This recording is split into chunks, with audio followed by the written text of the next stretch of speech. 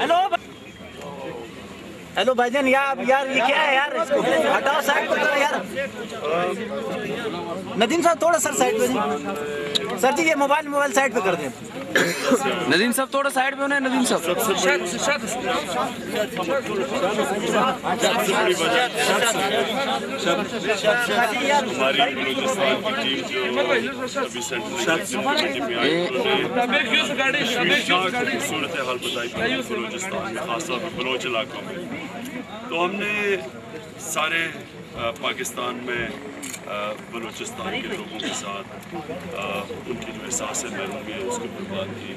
हमने कल मुजाहरे किए सारे पाकिस्तान में ये बताने के लिए कि बाकी भी पाकिस्तान के जो लोग हैं वो बलूचिस्तान के अवाम की जो एहसास महरूमी है, हम उनके साथ बिल्कुल हमारी हमदर्दी है और हम चाहते हैं कि बलूचिस्तान के अवाम को हुकूक मिले। और उसके अलावा मुज़ाकरात करने आया हूँ, पाकिस्तान पॉलिटिकल लीडर से बातचीत होगी, कल एक सेमिनार भी कर रहे हैं और अपनी पार्टी के भी बड़ी काफ़ी देर होगी अपनी पार्टी बलूचिस्तान से मुलाकात की, उनसे भी मिलना। ड्रोन हमले की बात की जा रही है, इस बारे में आप क्या इसी हवाले से एक बात इसी में इजाफा हेलो भाईजान हाथ हटा दीजिए। तो सूबे के हकूक़ की बात हो रही है, दूसरी जानिब अमेरिका भी पाकिस्तान को तख्त-ओ-ताराज करने की पॉलिसी पर गामज़न है। तो इसकी बुनियादी वजह क्या है? इसमें हुक्मरान क्यों अब तक एक नहीं कर सके? नदीम साहब थोड़ा सा पाकिस्तान की तारीख में गुलाम हुकूमत नहीं आई, कभी भी अमेरिका के ऐसे मुद्दे नहीं आए जो मौजूदा हुकूमत में। हर किस्म की जो डिमांड आती है वो मानते गए।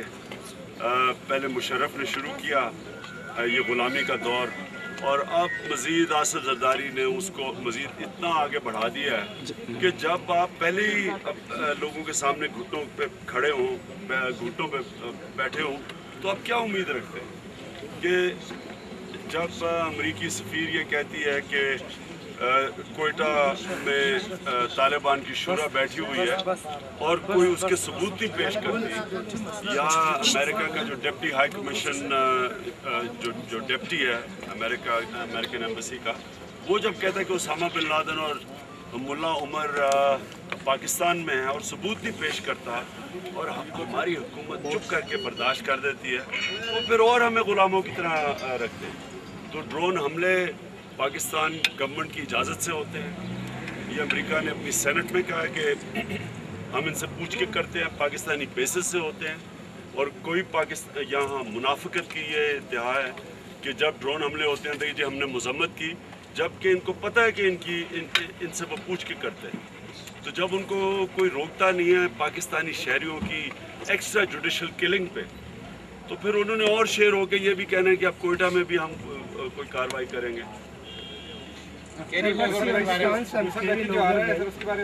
इसका कौन सा पैकेज?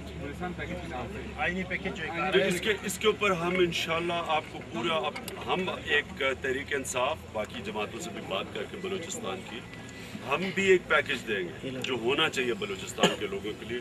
इंशाल्लाह कल हमारा प्रोग्राम हो पैकेज देंगे। सर कैरी लोगर बिल के बारे में आप क्या कहेंगे? almost oppose this bill, but still the presidency is insisting that this bill should be accepted by the nation. What do you think? What is the motive behind this?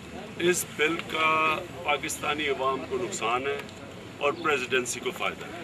President से पहले ये पूछे कि पाकिस्तान में सारे हमारे मगरबी सरहदों के ऊपर बेचारे हमारे फौजी मर रहे हैं, हमारे शहरी मर रहे हैं, या ड्रोन अटैक से मर रहे हैं, या अपने आपस में लड़ के मर रहे हैं।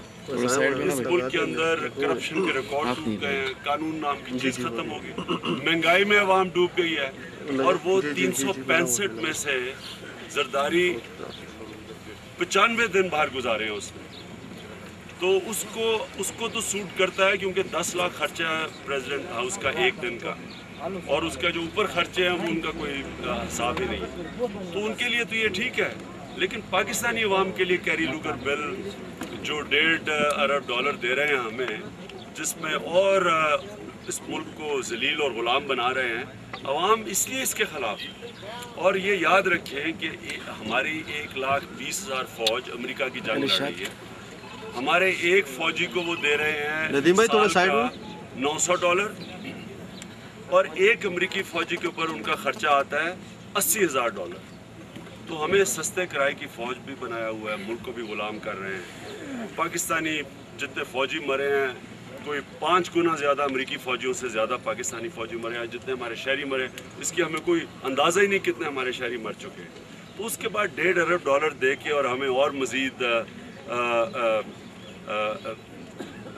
जलील करना, और जलील इस तरह कि जी ये भी वो बता रहे हैं कि पाकिस्तानी फ़ौज क्या करेगी तो नहीं करेगी।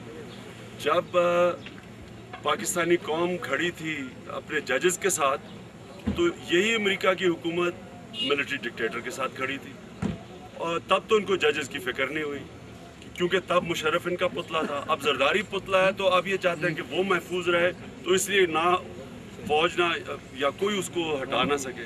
असल में उन्होंने पुतले पाले हुए हैं और उनके जरिए हमें गुलाम बनाया हुआ है। अरे खान साहब, इतने बहरान आते हैं, आप सियासी लोग आवाम को यही बता रहे हैं, लेकिन उसके बावजूद सियासी तहरीक नहीं उभर रही है ताकि कौम को इस बहरान से निजात दिलाए। ये